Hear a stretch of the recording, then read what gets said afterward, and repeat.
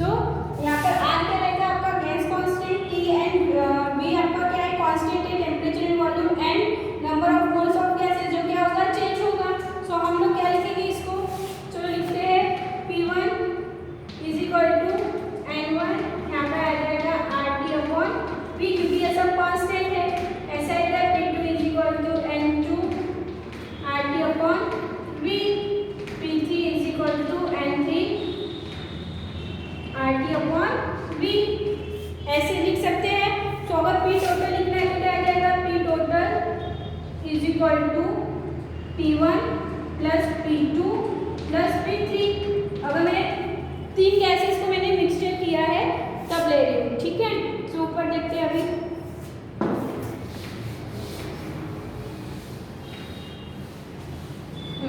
तो क्या आ जाएगा P total is equal to आपका आ जाएगा N1 RT upon V plus N2 RT upon V plus N3 RT upon V। अगर N4 होगा तो सेम, ठीक है।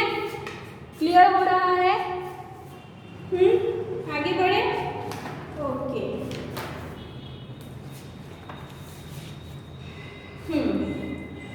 तो यहाँ पे हम लोग लिख सकते हैं ऐसे P total is equal to क्या आपका आ जाएगा RT अपॉन V, और ऐसे लिख सकते हैं N1 प्लस N, कॉमन निकाल लिया है क्योंकि मैथमेटिकल लैंग्वेज में हम लोग बोलते हैं ना कॉमन निकालना। तो मैंने यहाँ पे क्या कॉमन निकाला है RT upon V, because this three कैसे है आपके, ये तीनों कैसे आपके कांस्टेंट हैं, ठीक है। तो मैंने RT अपॉन V को क्या बाहर निकाल दिया है, कॉमन निकाल दिया, तो क्या बन गया N1 plus N2 plus N3। Clear हो रहा है, ये इंपॉर्टेंट है, ठीक है। Mole fraction of any individual gases in the mixture of is given by the equation.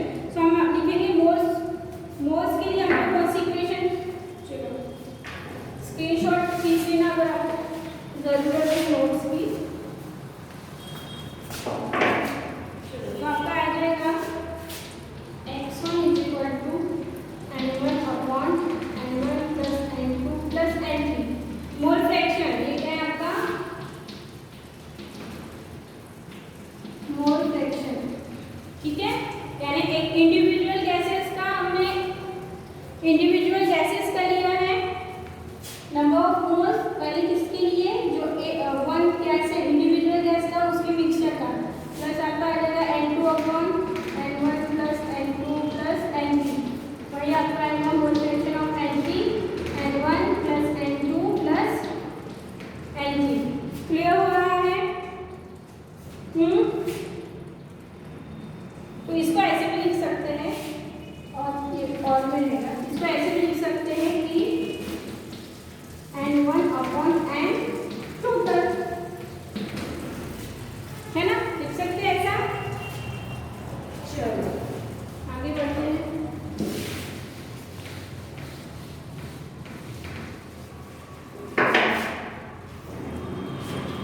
सो हमको पता है कि N1 is equal to P1, ऐसा भी लिख सकते हैं ना RT अपॉन V।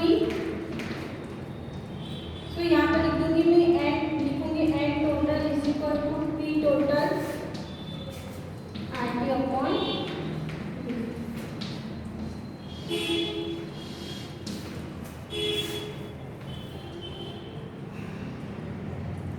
सो अब हम लोग कंबाइन करेंगे इक्वेशन नंबर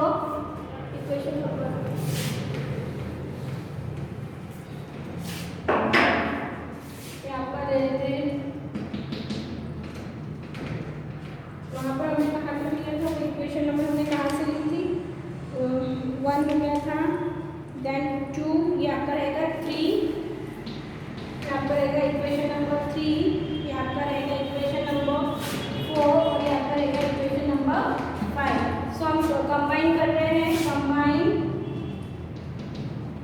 इक्वेशन 4 एंड 5, ठीक है।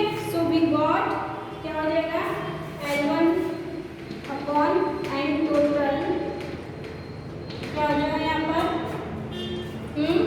क्या होगा P1 डिवाइड बाय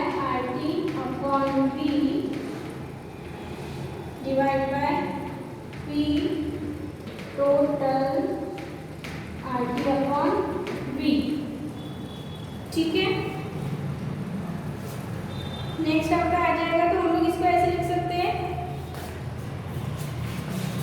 ये तो कांस्टेंट ही है, तो आगे हम लोग क्या लिखेंगे, कांस्टेंट ही है ना। आगे ऊपर में आपका कैसा है, कांस्टेंट है, तो हम लोग क्या लिखेंगे, P1 इज इक्वल टू क्या हो जाएगा आपका N1 divide by N total is equal to P1 divide by P total. So हम लोग क्या करेंगे, ये आपके हो गई ग्रुप इक्वेशन नंबर 5 है, इक्वेशन नंबर हो गई आपकी 6। तो हम लोग वैल्यू पुट कर सकते हैं क्या, N1 ये देखो फ्रॉम इक्वेशन 3 ये देखो N1 divide by N total के हम लोग क्या लिखते हैं, मोल फ्रैक्शन, तो हो जाएगा x1 is equal to P1 upon P total. Clear हो गया है। तो हम लोग इसको करेंगे, हमको P1 की निकालना है, तो आता आएगा x1 into P total equal to P1।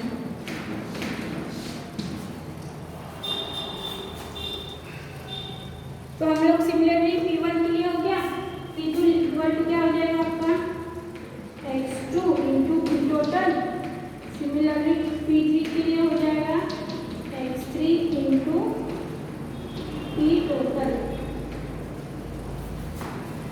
ठीक है।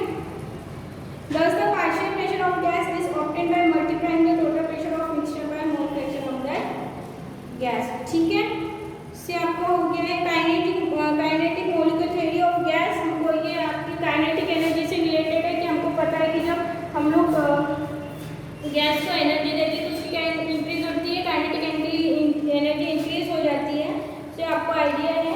सो अब हम लोग नेक्स्ट आप लोग टेबल 10.6 रीड आउट कर लीजिएगा, उसमें आपको दिया है difference between ideal gas and real gases क्या होती है उसके बीच में। ठीक है, फिर हम लोग नेक्स्ट इससे unit number next absorption and collapse चालू करेंगे। ठीक है, unit number 11। So this is the end of this class. Thank you.